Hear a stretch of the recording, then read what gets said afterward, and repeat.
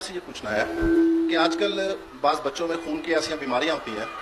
کہ وہ نہ کوئی دوائی سے آرام آتا ہے نہ ان کے لیے کوئی دعائیں ہیں، وہ بچے ایڑیاں رگڑ رگڑ کے مر جاتے ہیں۔ تو اللہ تعالیٰ نے جو انسانوں سے شفا کا وعدہ کیا ہے، ان بچوں کے لیے خانہ کعبہ میں بھی دعا کی گئی، مسجد نبوی میں بھی دعا کی گئی۔ مثلا ایک بیماری ہے تھیلیسیمیا، اس میں بچوں کو ہر 10 دن بعد بلڈ لگتا ہے اور ان کی زندگی کا انحصار اسی پہ ہے۔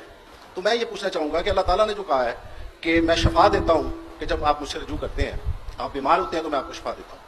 تو میں یہ آپ سے پوچھنا چاہوں گا کہ اس کے متعلق آپ کیا فرمائیں گے؟ واقعی پریشانی پیدا ہوتی ہے، انسان جو اس کی نظر ہے تھوڑی دور تک، یہ جب ایسے حالات سے دوچار ہوتا ہے تو بہت گھبراہٹ کا شکار ہو جاتا ہے، بہت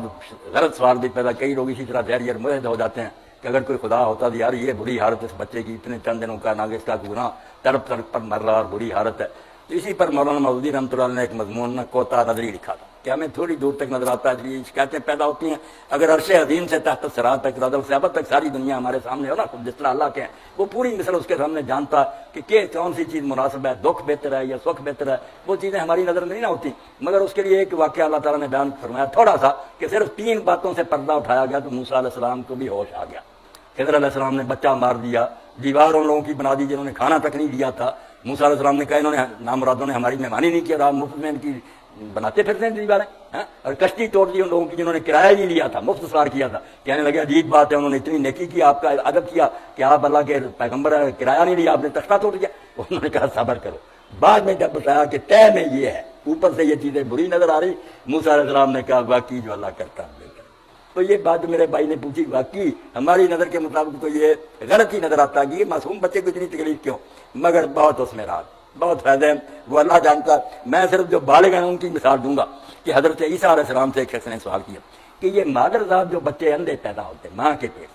یہ ماں کے کسی جرم کی سزا ہے یا باپ کے کسی گناہ کا بدلہ ہے، یہ بچے کیوں دنیا میں دھکے کھانے کے لیے اندھے پیدا ہوتے ہیں؟ بڑا سوال، کوئی لولے لنگڑے پیدا ہو رہے۔ تو عیسیٰ علیہ السلام نے جو بات کہی وہ سونے کے حرفوں سے لکھ کی کتاب، پیغمبر ہی یہ کہہ سکتا ہوں۔ آپ نے فرمایا یہ ساری جو ہے نا ظاہری تکلیفیں نظر آتی ہیں، مگر اس سے جو ایک بہت بڑا کام اللہ لیتا ہے وہ آپ لوگوں کی نظر میں نہیں ہے۔ وہ کیا ہے؟ کسی عالم کی 1000 کتاب میں درس بھی وہ اثر نہیں کر سکتے۔ جو ایسے بندے کو ٹھوکریں کھاتے ہوئے اندھے کو دیکھ کر اگر آدمی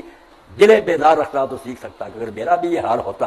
تو کس طرح گاڑیاں آ کر میرے ساتھ ٹکرائی، کس طرح میں بازاروں میں گرتا پھر۔ تو فرمایا اللہ نے یہ نابینے اس لیے پیدا کیے ہیں تاکہ آنکھوں والوں کو سجائی دے، جن کی آنکھیں ٹھیک بنائی ہے نا ان کے استاد پھرتے ہیں، یہ ان کی حماقت کی ہنستے ہیں، یہ ٹھٹھے کرتے ہیں، سوچتے نہیں کہ یہ سرکاری ڈیوٹی دے رہے ہیں، بن بولے بتا رہے ہیں کہ بچہ اللہ ایسے بھی پیدا کر سکتا تھا اگر تندرست بنایا۔ اللہ کے رسول علیہ السلام کا اسوہ آپ کے سامنے، جب کسی دکھیے کو دیکھا، کسی کا قد چھوٹا دیکھا تو حضور نے مذاق نہیں اڑایا، اسی وقت سجدے میں گر اللہ سے کہا الحمدللہ الذی عافانی مما ابتلاکم، جس مصیبت میں اپنے اس بندے کو اللہ نے ڈالا ہے شکر ہے اللہ نے اسے مجھے محفوظ رکھا، وفضلنی علی کثیر ممن خلق تفضیلا، اور اپنی بہت سی مخلوق سے مجھے اچھا بنایا، ورنہ مجھے بھی اس طرح ٹھوکریں کھانے والا، اور اس کا پھر ان کو بدلا دے گا۔ جو بچے مر جاتے ہیں ایسے ان کو کیسا انعام ملے گا؟ چھوٹی عمر میں تکلیف میں مریں گے۔ ویسے اب صدمہ تو بہت ہے کہ ایک باپ کی یا ماں کی گود میں ایک بچہ آیا، ابھی وہ خوشی ہو رہے تھے، اس کی جان قبض ہوگی تو اللہ فرشتوں سے پوچھتا حدیث پاک میں، حالانکہ سب جانتا کہ تم نے میرے بندے کے دل کا چین اور اس کی آنکھوں کا نور چھین لیا، اتنا پیارا تھا ان کا بچہ، جان لے آئے ہو، میرے اس بندے نے کیا کہا؟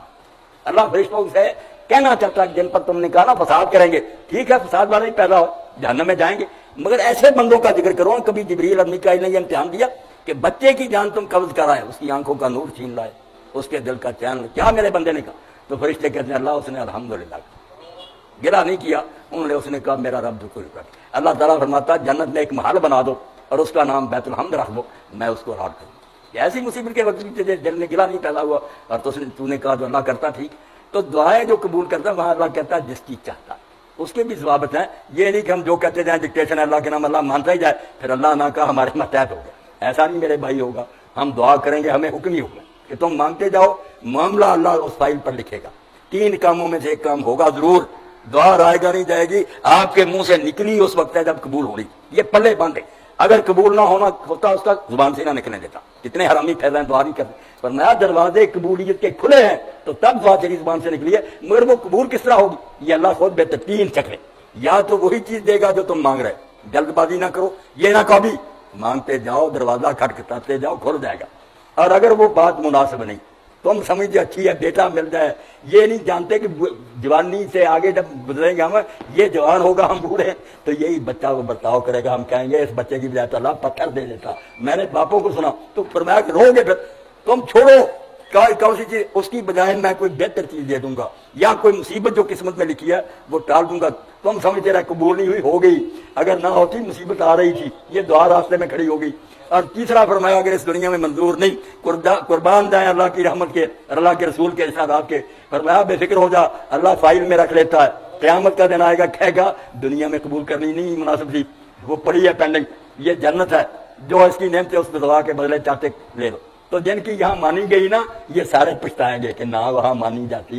यहाँ के लिए पड़ी होती तो आज मजे करते, वो क्या थी दुनिया की फानी। तो आप बेफिक्र हो जाए, अल्लाह रहीम है, हकीम है, मेहरबान। माँ बाप को बच्चे की तकलीफ से इस तरह दुख होता, वो तो रहम, वो क्यों नहीं महसूस करता, वो तो सारे इल्म का मार्ग, मगर उस मुसीबत में भी कोई बला हो,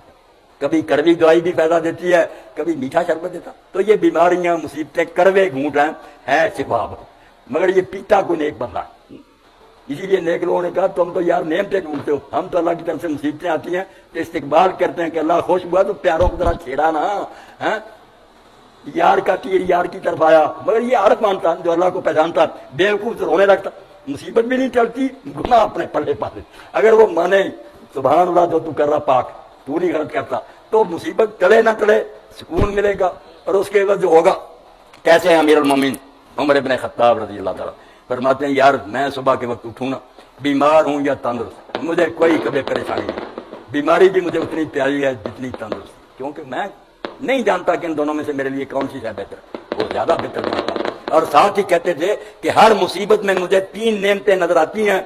पल्ले बांधो, एक मुसीबत क्या, एक नेमत क्या। फरमाता मैं हजरत उमर ने फरमाते मैं ऐसा कहता हूं कि मुसीबत दुनियावी है, मादी, दीन मेरा बचा हुआ है, एक इनाम तो ये। दूसरा फरमाया मैं देखता हूं कि इससे बड़ी मुसीबत भी आ सकती थी, अल्हम्दुलिल्लाह छोटा एक्सीडेंट हुआ, इससे बड़ा हो जाता फिर क्या बिगाड़ लेता। और तीसरा फरमाया जब सवाब देखता हूं ना, इन्नमा युवफ़्फ़ा साबिरून अजरहुम बिगैर हिसाब, मरते दम तक भी दुखी रहूंगा, चंद रोजा बात है, जिसके बदले में अल्लाह अनगिनत सवाब देगा जो किसी कंप्यूटर में,